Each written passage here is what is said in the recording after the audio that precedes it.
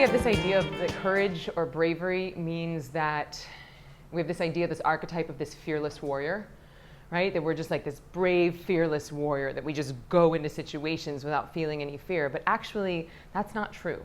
In order to be brave, in order to have courage, you actually have to feel the fear. If there is no fear, then there is no bravery.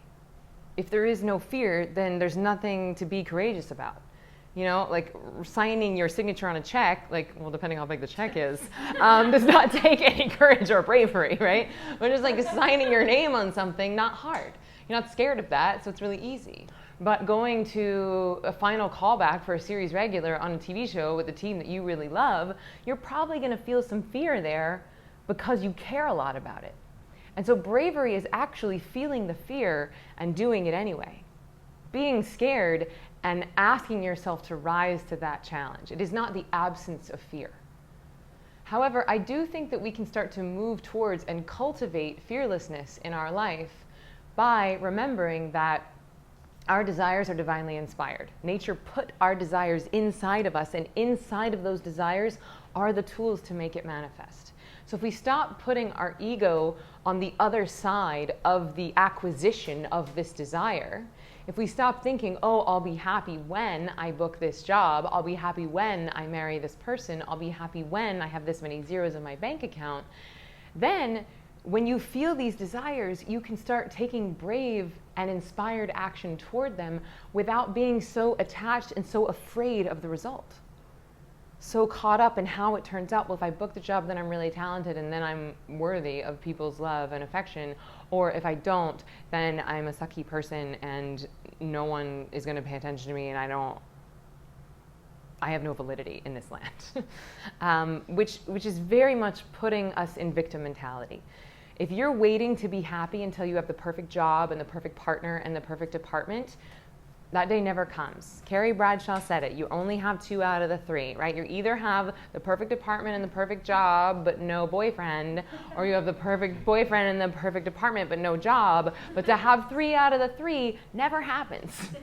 So if you're waiting to have all 3 of those things to be happy, you're effed. Okay? What we have to do instead is take our power back. What we have to do instead is stop being so object referral for our happiness and start to be self-referral for our happiness. What does that mean?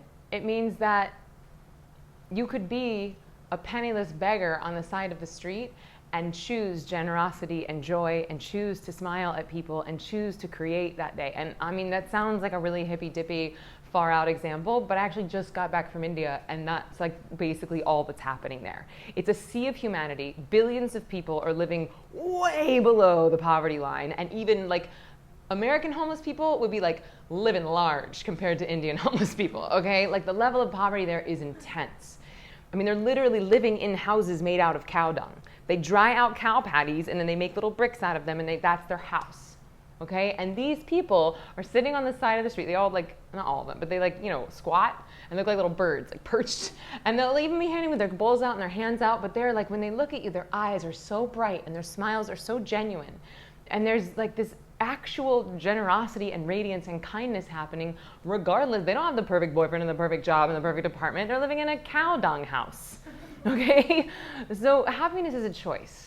And we can choose to be self-referral for our happiness, or we can be in victim mentality and wait for life to give us the perfect number of zeros and the perfect ring and the perfect partner and the perfect job and the perfect this and the perfect agent, and then we'll be happy. But you guys, that day is never, ever, ever going to come. You've already done the research on that. We've already spent decades, you know, opening up the present on Christmas morning, and then we're like, oh, crap, I wanted a different color. And if you start practicing this, I've got everything I need right here. My desires are an indicator of where nature's trying to use me. Then it doesn't matter if you get that one job or that one date or that one zero in your bank account. And I actually think that that allows you to take your power back and actually allows you to be a lot more brave and a lot more courageous because you're not attached to how it turns out, because however it turns out is how it's meant. And what I also know is that it will never show up the way that you think. It will never show up the way that you plan. And that's okay. Just because you have that desire and you can sort of see where it would turn out doesn't mean that that's the way it's going to play out. You just feel the desire to move towards it, and then maybe something else gets more charming, or maybe then you run into this other person, or maybe you get this other job deal. But you keep flowing with that, and you keep always asking yourself, what do I want to do? What do I want to do? What do I want to do? And also the little caveat here is that when you get really close to those desires and they start to really become real, that's when the real fear kicks in. Right? When you get so close to them, that's when all the demons come out to play. And that's when it's your job to be brave and be courageous and feel the fear and do it anyway if you're really truly moving in the direction of your desire. Bleeding sun, stop.